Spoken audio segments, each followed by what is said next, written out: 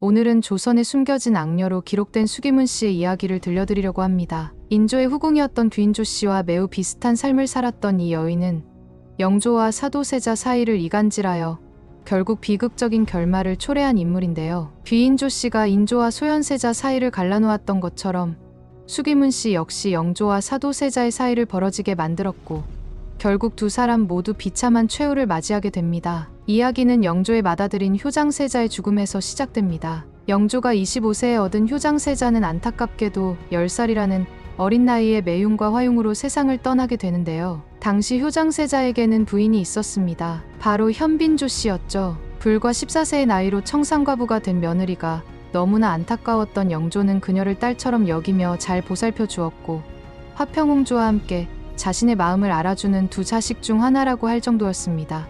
현빈조 씨는 과부가 된 후에도 시아버지 영조의 병수발을 들며 정성을 다했지만 결국 그녀 역시 병을 얻어 35세의 젊은 나이로 세상을 떠나게 됩니다. 현빈조 씨의 죽음을 무척 슬퍼했던 영조는 직접 장례식장을 찾아 정성껏 제를 올렸는데요. 그런데 이때 아무도 예상하지 못했던 일이 벌어집니다. 현빈조 씨를 모시던 궁녀들 중 한 궁녀가 영조의 눈에 들어온 것이었습니다. 바로 수기문 씨였죠. 영조는 아끼던 며느리의 상중에 그녀를 침실로 불러 승은을 내렸고 그녀는 후궁이 되었습니다. 이는 유교국가인 조선의 왕으로서는 있을 수 없는 행동이었지만 문 씨의 미모에 반한 영조는 개의치 않았던 것 같습니다. 더 놀라운 것은 영조가 현빈조 씨가 살던 창경궁 건극당 아래의 고서원이라는 정각을 문 씨에게 주어 살게 했다는 점인데요. 이는 왕실의 위계질서나 예법상 있을 수 없는 일이었습니다. 그렇게 약 1년 후 수기문 씨는 화룡옹주를 낳게 되고 얼마 지나지 않아 영조는 그녀에게 정사품 소원의 자귀를 내립니다. 이때 영조의 총애가 얼마나 대단했는지 보여주는 일화가 있는데요. 영조는 문 씨를 소원으로 임명하는 교지에 어보를 찍으라고 명했습니다. 하지만 어보는 세자나 중전을 임명할 때나 쓰는 중요한 것이었기에 일개 후궁의 자귀를 내리는데 쓰기에는 너무나 과분한 처사였죠. 신하들이 이를 반대하자 영조는 정사가 아니더라도 어보를 찍은 전례가 있으니 즉시 거행하라며 억지를 부렸고 결국 기어코 교지에 어보를 찍어버렸습니다. 이런 파격적인 승진과 특혜에 대해 대신들은 의혹의 눈초리를 보냈고 궁중에서는 수기문 씨에 대한 좋지 않은 소문이 퍼지기 시작했습니다. 문 씨가 사가에서 아들을 데려와 자신이 낳은 척 하려 한다는 소문과 그녀의 어머니가 중인데 문 씨가 아이를 낳을 때 환속했다는 등의 이상한 소문이 돌 정도였죠. 하지만 이런 소문에도 아랑곳하지 않고 영조는 1771년 문 씨를 종이품 수기로 임명합니다. 이렇게 영조의 총애를 등에 업은 문 씨는 점점 본색을 드러내기 시작하는데요. 그녀는 자신보다 훨씬 나이가 많고 품계도 높은 사도세자의 생모 영빈이 씨에게 대들었다가 대왕 대비인 인원왕후의 노여움을 사게 됩니다. 당시 영빈이 씨는 문 씨보다 나이도 훨씬 많았고 품계도 높았던 데다가 현 세자의 생모였기 때문에 수기문 씨의 이런 행동은 너무나 무례한 것이었고 내명부의 법도와 질서를 뒤흔드는 어처구니 없는 짓이었죠. 결국 인원왕후는 내명부의 기강을 바로잡는다며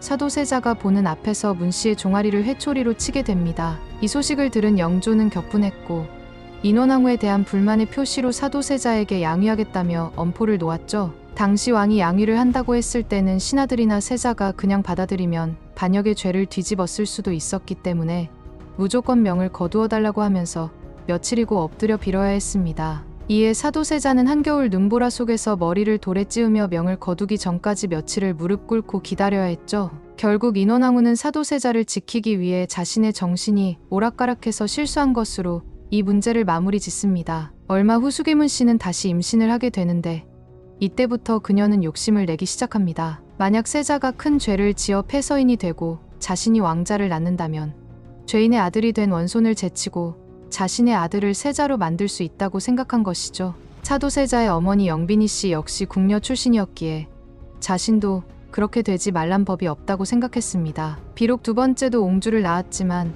짧은 시간에 2번이나 임신에 성공했으니 앞으로도 얼마든지 왕자를 낳을 수 있을 거라 생각했죠. 그녀는 자신의 오빠인 문성국 그리고 정승 김상무와 손을 잡고 사도세자를 모함하기 시작했는데요. 문성국은 동궁전의 별감들과 내통하면서 사도세자의 비행을 작은 것부터 큰 것까지 모두 수기문 씨에게 알려주었고 그녀는 이를 영조에게 낱낱이 일러바치며 둘 사이를 이간질했습니다. 당시 사도세자는 대리청정을 하고 있었는데 세자가 이러든 저러든 돌아오는 건 영조의 야단뿐이었고, 이에 세자는 답답하고 견디기 힘든 마음을 조금이라도 풀기 위해 영조 몰래 궁 밖으로 나가 놀다 새벽에 돌아오는 일이 잦았죠. 문 씨는 이런 사실을 알아채고 사람을 시켜 세자의 일거수일투족을 조사한 뒤 영조에게 없는 일까지 지어내며 사도세자의 비행을 고자질했습니다. 심지어 창경궁 낙선당에서 화재가 났을 때도 이를 세자의 잘못으로 돌렸는데, 후에 정조의 조사로 이 화재 역시 문씨 남매가 세자를 모함하기 위해 일부러 일으킨 것으로 밝혀졌죠. 이런 상황이 반복되자 정신적으로 피폐해진 사도세자는 스스로 삶을 포기하려고 하거나 궁녀들에게 칼을 휘두르는 등 이상 행동을 보이다가 1762년 결국 영조의 병으로 뒤주에 갇혀 비참한 죽음을 맞이하게 됩니다. 문씨와 결탁했던 김상무는 사도세자가 뒤주에 갇히는 처벌을 받았을 때 가장 적극적으로 동참했다고 합니다. 하지만 영조가 승하하자 문씨의 운명도 급격히 바뀌게 되는데요. 즉위한 정조는 문씨가 저지른 악행을 모두 밝혀냈고, 그녀는 사도세자를 무고한 죄로 유배를 당한 뒤 사약을 받고 생을 마감하게 됩니다. 문씨의 어머니는 제주도의 관비가 되었고, 오빠 문성국은 가산을 몰수당한 뒤 처형되었으며, 그의 아내는 노비가 되었습니다. 문성국의 아들은 유배를 떠나게 되었고, 처남 역시 유배형에 처해졌죠. 이처럼 수기문 씨는 영조의 총애를 등에 업고 권세를 누리며 잘 살았지만 결국 자신의 악행에 대한 대가를 톡톡히 치르게 되었습니다. 정조는 문 씨의 두 딸인 화령옹주와 화길옹주의 자귀를 박탈하라는 상소가 올라왔을 때도 두 옹주는 영조의 고륙이며 문 씨가 흉계를 꾸밀 때는 강보에 쌓인 악이었을 뿐이라며 처벌하지 않았다고 합니다. 그러나 화령옹주는 이후 궁에 출입조차 하지 못하는 등 왕녀로서의 제대로 된 예우는 받지 못했다고 하네요. 지금까지 권력에 눈이 멀어 선을 제대로 넘어버렸다가 한순간에 나락으로 떨어져 버린 수기문 씨에 대한 이야기였습니다.